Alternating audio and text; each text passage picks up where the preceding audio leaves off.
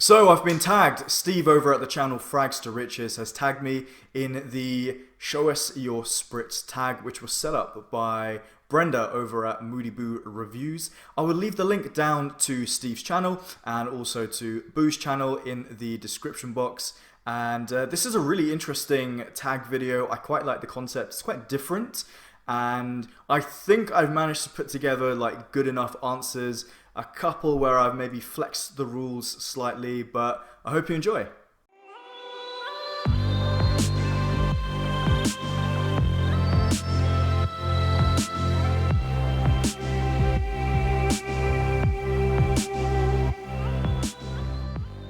So the first one is Unicorns Are Real. This is the perfume you had to chase the longest to acquire. And the one that popped into my mind was a fragrance that when I did first buy it was discontinued. I had heard so many things about it on YouTube, on Facebook groups, but never owned a bottle, never saw it. And the ones I did see on eBay were just going for a silly amount of money. And that fragrance is Gucci Pour Homme I. Now I don't have this fragrance anymore. It's one of those fragrances that when I did get it into my collection, and I will tell you the story of how I got it into the collection, I really enjoyed it, but it was one of those fragrances that when I finally got my hands on it, I thought, you know what, I can live without this, and I passed it on. So this is how I found the fragrance. I was in India. I was in Mumbai airport, and I was catching a internal domestic flight. And obviously when you're at an airport, there are two things that are compulsory. Number one, check out the fragrance selection, and number two, have a drink. So one thing I did when I was looking for some fragrances is that I went into this very, very small shop. I was looking at all the fragrances. It was like your normal designer fragrances, and there, on pretty much almost the bottom shelf, was a bottle of Gucci Pour Homme. And I recognized it. I thought, no, what the hell? What's going on? What is this doing in all places in the world to find a bottle actually on the shelves? So I bought it straight away. There wasn't a tester bottle.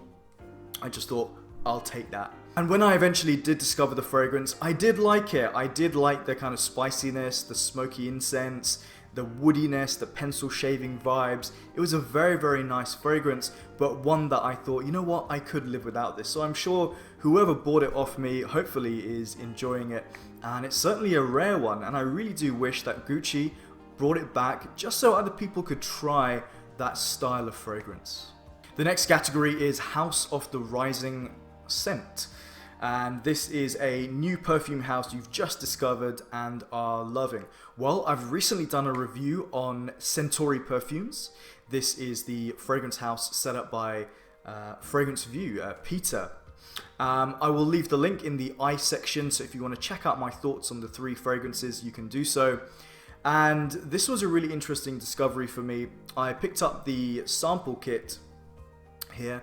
My favorite from the trio was Dendera, and I was really excited. You will hear all of my thoughts in that video, but very, very briefly, this one for me was a really, really cool discovery because it's, you know, one of our own. He's a YouTuber. There was so much creativity and thought had gone into this, and you know, he invested all his time and money. And so I was really excited when I heard about this line. I really enjoyed the fragrances. There were one specifically which was my favorite, which was Dendera. I highly recommend it to you guys, and I'm really looking forward to seeing future releases from the brand Centauri Perfumes. Hot the Hype is the next category, and that is the perfume where you agree with the hyperbole, where you agree with the hype behind the fragrance. Well, I've got one fragrance that is in my collection, and this is quite possibly, well, certainly when it came out, was one of the more spoken about Parfum de Marly fragrances, and this one is Herod. Herod for me was a love at first sniff. I do agree with the love for this one. On the whole, there does tend to be, you know, more positive reviews for this one. Some people get issues with performance. I never really found it to be a bad performing fragrance. I wouldn't say it's beast mode, but performs quite well on my skin. And this is my Christmas Day scent, and I think later this year when Christmas comes around, I'll wear it again. It was Ombre Narguilé from Hermes for a while, but this one dethroned it. I love the cinnamon, the tobacco notes in here, the honey notes in here. It just works really, really well. It's not fussy or complicated. It just delivers a sweet, smoky, tobacco-y fragrance and does it really well, in my opinion. On to the next one, Renounce the Ounce. This is the perfume where you disagree with all of the hype. Well, sometimes going against the grain is something that isn't done here on YouTube. I really want to see more negative reviews, or, you know, sometimes it does get a bit repetitive, everyone saying positive things. And having said that, whenever I've done more negative reviews or said I dislike a fragrance, especially one that tends to be more popular, the dislikes will roll in. And yeah, if you want dislikes, go against the grain, guys. So my pick for this one is a fragrance that I have reviewed, and again, I'll leave the link in the I section. And this one is from the house Maison Francis Kurkdijan, and it is Baccarat Rouge 540. I'm sorry, Baccarat Rouge 540. I couldn't get into this fragrance, you know. It was a little bit too sweet for me. You know, the scent of Skittles is what I got, you know. You could taste the rainbow, is what I said in my review. And it just came across as a little bit too juvenile, to be honest. That sweetness was a little bit too girly and youthful and juvenile, and not what I really like on my skin. There were parts of the fragrance that I did enjoy, and I can understand why it is so massively popular and now really, really cloned by a lot of companies, or, you know, inspired by. And yeah, whenever something is super popular like that, that's gonna happen. But for me, it just didn't really work out on my skin, and I didn't think it was a terrible fragrance, but it wasn't to my taste. You can see the review to hear my full thoughts. Next up is Love is Blind Buying. This is your best blind buy. If you don't know what that means, it's when you buy a fragrance, you've never smelled it before. A risky strategy, and to be honest, for me, guys, it's been a horrendous experience. I'm not somebody who blind buys, and I think I've been scarred from my past experiences, and so I don't blind buy. I like to test as much as I can, buying samples, decants, going into the stores and trying as much as I can. However, I have a fragrance for you which I received as a gift. Now, let me explain. I went into the store in London called Jovoy. I recently did a video where I did a tour of that store. And it was during Christmas time. I bought a fragrance, and underneath the tree was like gifts, which I didn't actually think were like anything serious. I thought, you know, maybe travel atomizers, maybe candles. And when I bought the fragrance that I did, they said, hey, you can grab any box from underneath the tree. So when I got home, I opened up this box, and it was a bottle of Jovoy's Ambre Premier, I guess you would call it. So I had never tried this fragrance before, and so for me it was not exactly a blind buy, but I was smelling something for the first time, and I've got to say I absolutely love this one. It's a little bit sweet, it is slightly boozy, there's a powdery quality to this. It's a very, very nicely done amber fragrance with a little bit of a booze in there, I find. I really, really enjoyed this one, and yeah, actually a great addition to my collection. Thank you, Jovoy. And the next category is Crystal Baller, not to be confused with the Crystal Maze. And this fragrance is your future purchase or delivery you're anticipating the most and you're the most excited about. Well, I haven't purchased anything that I'm expecting, I'm not waiting for any deliveries. But obviously, us fragrance enthusiasts, we have a large to-buy list, and one of those on my to-buy list is actually a repurchase, and I think it's going to have to be from Frederic Malle, and this one is Geranium Pour Monsieur. I absolutely love the fresh, minty, green geranium qualities coming from this fragrance, or notes. I like the white musk, fresh out the shower vibes with this one, and it really takes me back to my first job, and when I used to work, that was based in central London, and after work I used to go swimming, and after swimming I went to the department store Liberty here in central London, one of the best department stores I think I've ever been into. They have an amazing fragrance department, and I remember spraying on Geranium pour Monsieur. It reacted really well with my skin, which was, you know, slightly warm after going swimming, and it just worked so well. It was so uplifting, and I believe this was my first, I'm pretty sure actually it was my first Frederic Malle fragrance. So I'm gonna have to get it back in my collection, that's for sure. I Take It Rare. Not referring to steak, this is a fragrance that you have which is very, very rare and that not many other people would have. Now for this one, I am not the type of person who looks out for vintage bottles and, you know, like old, rare, discontinued stuff. I know a lot of people love the thrill of the chase. For me, I've never got into that just yet. However, there is one fragrance that I have that I haven't really seen mentioned too often by many other YouTubers. This is from the brand Abdul Samad Al Qurashi, and this one is Khasab Al Oud or Bois de Aoud. This is a fragrance that I picked up in Marrakesh in the Abdul Samad Al Qurashi store.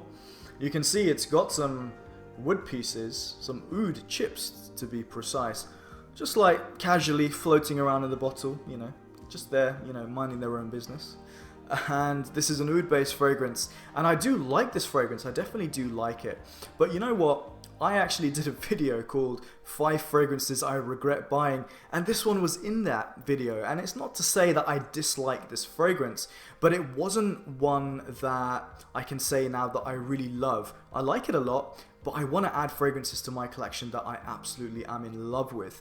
And this one, I regretted it also because it was a impulse purchase. I was on holiday, I was in the store, and you know, it was all just like, when you're abroad you tend to just buy stuff, or well, I do anyway.